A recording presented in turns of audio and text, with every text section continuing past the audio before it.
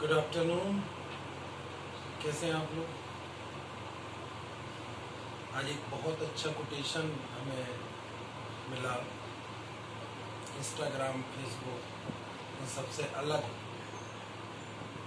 हमें एक किताब में पढ़ने को मिला कि संदेह हो सकता है हमें कि ईश्वर नहीं है, लेकिन ये संदेह हो सकता है कि ईश्वर नहीं है, ये भी संदेह हो सकता है कि हम ईश्वर को नहीं देख रहे हैं या ईश्वर को हम नहीं देख सकते। लेकिन इस बारे में हमें संदेह नहीं करना चाहिए कि ईश्वर हमें जरूर देख रहा है। राइट? समझ रहे हैं आप? तो आपराधिक षड्यंत्र के संबंध में बात करना चाह रहा हूँ मैं। संयुक्त दायित्व की धारा है, जॉइंट लाइबिलिटी की धारा है, और धारा 34, 107, 149 और डकैती और अब आपराधिक षड्यंत्र अपन पढ़ेंगे। तो ये जो धाराएं हैं वो संयुक्त दायित्व की धाराएं क्यों होती हैं? क्योंकि इसमें दो या दो से अधिक व्यक्ति होते हैं, और जब कोई भी अपराध दो या दो से अधिक व्यक्ति करते हैं तो निश्चित रूप से उस अपराध की गंभीरता बढ़ जाती है। इसलिए धारा 34 है, धारा 149 है, या आपका दुष्प्रेरण है, या आपराधिक षड्यंत्र है, तो उसमें उस अपराध की गंभीरता बढ़ जाती है।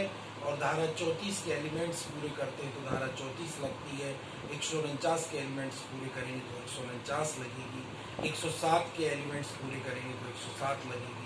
और अब बात करते हैं आपराधिक षड्यंत्र क्या होता है। आपराधिक षड्यंत्र के संबंध में सन 1913 में यह धारा जोड़ी गई थी। अध्याय 5A में ये धारा जोड़ी गई है। धारा 120A भारतीय दंड संहिता IPC के अंतर्गत ये बताया गया है कि दो या दो से अधिक व्यक्ति, मतलब मैं वेरिएट की लैंग्वेज को एक बार बोल रहा हूँ, उसी के अनुसार समझाने का प्रयास कर रहा हूँ, क्योंकि उसमें बहुत कंफ्यूजन होता है। ऐसे कई लोग मैंने देखे हैं जो बहुत साल की प्रैक्टिस भी हो गई है, लेकिन आपराधिक षड्यंत्र को नहीं समझ पा रहा है, उस चीज़ को उतना वो नहीं हो पा रहा है कि तो वेरिएट के अकॉर्डिंग हम उस चीज़ को समझने का प्रयास करें कि कोई अवैध कार्य, इसमें लिखा हुआ है दो या दो से अधिक व्यक्ति कोई अवैध कार्य या कोई वैध कार्य जो अवैध साधनों से करने या करवाने को सहमत होते हैं। जो सहमति है इसमें शब्द वो मेन एलिमेंट से आपराधिक षड्यंत्र के लिए दो या दो से अधिक व्यक्ति में क्या होना चाहिए? सहमति होना चाहिए। किस बात की सहमति होना चाहिए? कि कोई अवैध कार्य, अवैध क्या होता है? सेक्शन 43 IPC में बताया गया है कि जो चीज, तीन चीजें बताएंगी, जो अपराध हो, या जो विधि द्वारा प्रतिसिद्ध हो, या जो सिविल कार्रवाई के लिए एक आधार उत्पन्न करता हो, वो क्या कहलाएगा? आपका अवैध कहलाएगा।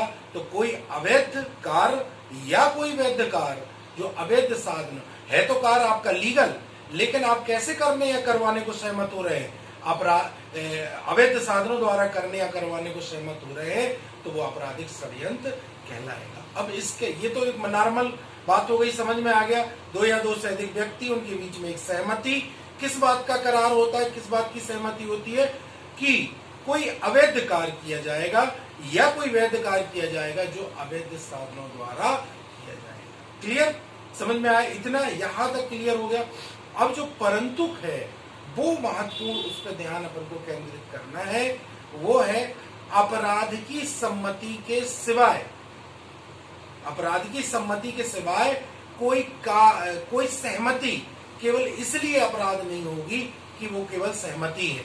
उस सहमति के अनुसरण में कोई अपराध की सम्मति के सिवाय कोई सहमति केवल इसलिए तब तक अपराध नहीं होगी जब तक कि उस सहमति के अनुसरण में कोई कार्य नहीं कर दिया जाता। क्लियर? समझ में आ गया? मतलब कि केवल सहमति करने से नहीं आपराधिक षड्यंत्र हो जाएगा, उसके अनुसरण में कोई कार्य किया जाना आवश्यक है, लेकिन अपराध की सम्मति के साथ, मतलब लेकिन अपराध की अगर सहमति होगी, भले कार्य किया जाए या न किया जाए, वो आपराधिक षड्यंत्र कहलाएगा। अगर कोई भी अपराध है जो IPC में बताया गया है या अन्य विधियों में अपनी विधि द्वारा उसको अपराध घोषित किया गया है, अगर कोई चीज अपराध है तो अगर उसकी सिर्फ सहमति हो जाती है तो केवल सहमति ही उसका क्या हो जाएगी, आपराधिक षड्यंत्र का अपराध माना जाएगा, भले अपराध किया जाए या न किया जाए।